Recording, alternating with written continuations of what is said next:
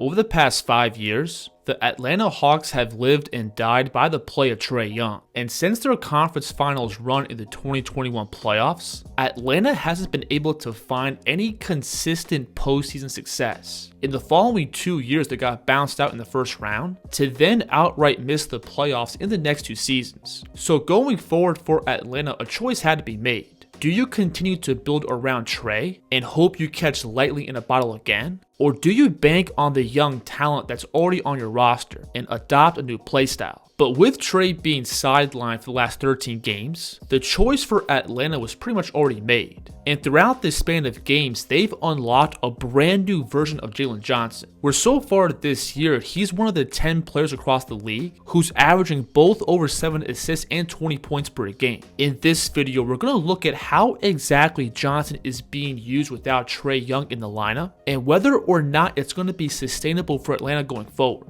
Now, before we dive into this new ball-dominant version of Jalen Johnson, the foundation of his game still lays with his physical tools. At 6'8" and 220, Johnson does have a pretty dynamic build, where along with that size, he also has really good speed and explosiveness in the open court. That blend of power and mobility is really hard to deal with when he gets ahead of steam in the open floor. If the defense doesn't put bodies in front of him, he's going to be charging up and playing above the rim. He'll drive it and stop. And if he gets the defense backpedaling, it's really hard to contain him without fouling. And what I love about the way Jalen plays is that everything is north to south. It's him going in a straight line to then gather the ball up high and muscle through contact. In stride here, he's going to hit a left to right push cross to then gather and step into that contact. And again, with shorter defenders backpedaling, there's not a lot they can do. You can see how Westbrook here is trying to gather his feet to hold his ground, but Jalen can still drive right through his frame. So because Jalen is a wrecking ball when coming downhill, the defense typically has to put 2 or 3 bodies in front of him, and this opens up the rim behind the defense. Ricochet on this play is leaking out ahead of the ball.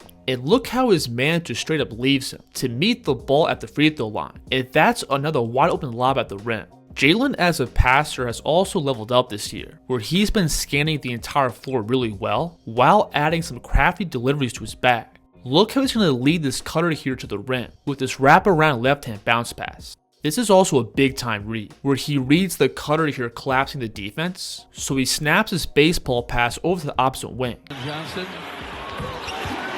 So if Johnson's handling the ball in transition, you're pretty much guaranteed to get good offense. He's got the strength and control to explode through contact, and if the defense puts multiple bodies in front of him, he's going to find the open man. And what separates Jalen compared to your typical point guard is that he also has the tools to be a big threat off the ball. He's got the speed and explosiveness to fill lanes and be a big time play finisher. Plus he can also spread the floor and dot threes. We'll talk about his shooting more in depth later, but this year the jumper for him has been looking really smooth and consistent.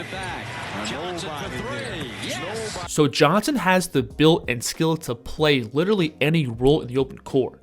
You can throw the ball in his hands, and he's going to be a handful to deal with when playing with a head of steam. He's got the passing chops to capitalize on that rim pressure, plus he can also fill lanes off the ball and play above the rim, and spread the floor as a shooter. There's only a handful of players across the league who have that kind of versatility in the open court, and as a result, the Hawks are scoring the 4th most points across the league in transition per game. Now, when switching over and looking at Johnson's play in the half court, he's been playing at a pick and roll a lot more. And even when attacking from a standstill, Jalen can still channel all that quick twitch explosiveness. Colin Sexton here is overplaying the screen, so Jalen is just going to spin back over towards the middle and use all this space to charge up. The Hawks on this play are going to set this ball screen with an empty corner, and with no help on this side of the floor, Jalen can easily turn the corner for another finish. And then because of Johnson's dynamic skill set, most of these actions are just meant to get the man guarding the ball out of position. Look how this go screen here gets the defense leaning forward, and once Johnson gets the defense on his hip like this, it's pretty much over.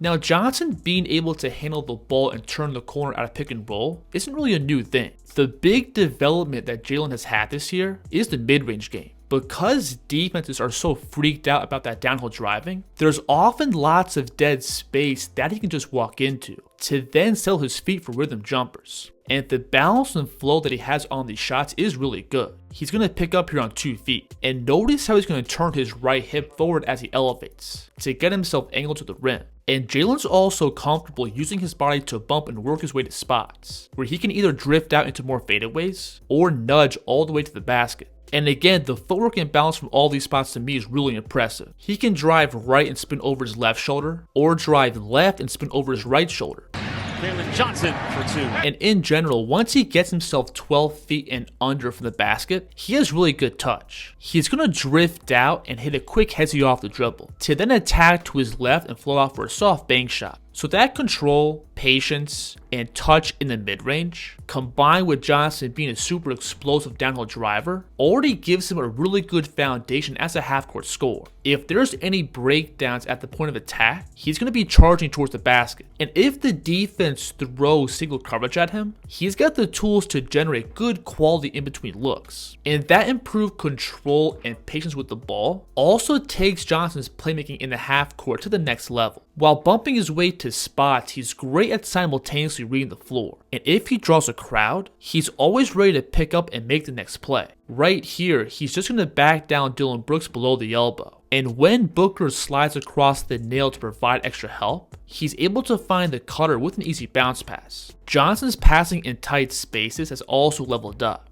He can both use his height to find passing windows over the defense, or squeeze tight deliveries through traffic. As he attacks to his left here, look how he pulls 3 defenders across, and he's able to find the baseline cutter with his jumping bounce pass. This read here is also elite, where Jalen is going to use his eyes to sell the skip past the wing, setting up this wide open lob at the basket. So because Johnson was already a pretty effective slasher, he could already create plays just on that rim pressure alone. But him now adding the pace and patience from 15 feet and under opens up a whole new dynamic to his playmaking. Now, while Johnson this year has gotten a lot better at probing and making plays out of pick and roll, I still think he has a lot of room for improvement with how he reads the defense. First, if he gets the right matchup or sees any daylight out of pick and roll, he'll often play with tunnel vision and will miss clear passing reads. And while he does have the ability to elevate and finish in traffic, many teams would rather have a wide open 3 compared to a tough 2. And Johnson has gotten better at using his body to bump to spots, but he still doesn't have a super dynamic game off the dribble. And at times, he's still kind of a one-dimensional straight line driver, where instead of using his handle and footwork to create clean scoring angles, he elects to pick up and throw himself into contact. This right here is just a tough shot, where Johnson charges off the screen and picks up for a really difficult push shot.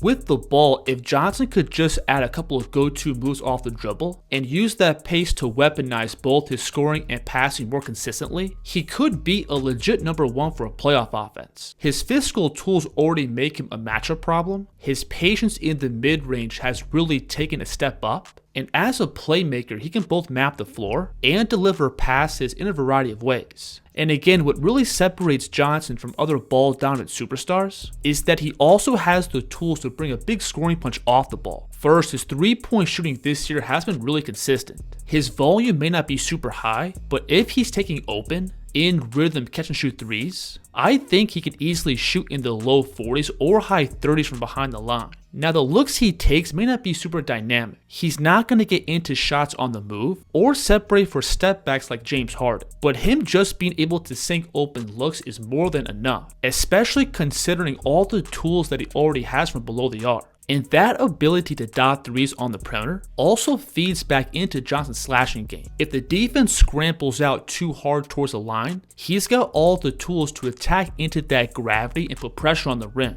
We'll see him here filling up towards the wing to then explode through this pass. And while coming downhill, he has the control to float back to the basket to his right. From the corner here, he only needs one dribble to beat Scotty Barnes to then pick up and throw himself into contact for the and one. Off the ball, Johnson also does really good work as a cutter. He's great at reading the defense and finding these opportunities to slice to the rim. This play here isn't really a cut. He just has a mismatch with RJ Barrett, so he's going to bully him down towards the paint and set up an easy catch and finish. The Hawks can also plug Johnson into a variety of off-ball actions. This is just a cross screen here in transition, and he's going to blast through it for another paint touch. He's initially supposed to get this handoff from Porzingis, but he cuts all the way through it and gets his layup at the rim. And even with the backside help meeting him off the catch, Johnson has the strength to finish through that contact. So with Johnson on the floor, the Hawks kind of get the best of both worlds. You can put the ball in his hands and get sustainable offense with him playing out of pick and roll. Or he can literally play any role off the ball. He can spread the floor and knock down open threes, attack rotations off the catch, while also being a really good cutter and off-ball slasher. That scoring and creation punch that Johnson has both on and off the ball in the half court, combined with him also being a super dynamic and versatile player in the open court, makes him one of the most well-rounded players in the NBA. And him playing the point gives Atlanta's offense a totally different dynamic.